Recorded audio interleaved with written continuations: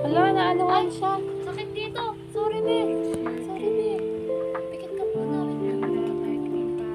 Tagalinan muna. Andyan pa yung Tingin ko nga. Wala naman. Momo!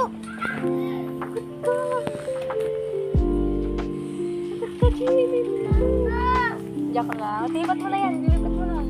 Nakakatakot yan. Baka lumabas pa yan sa bahay mo.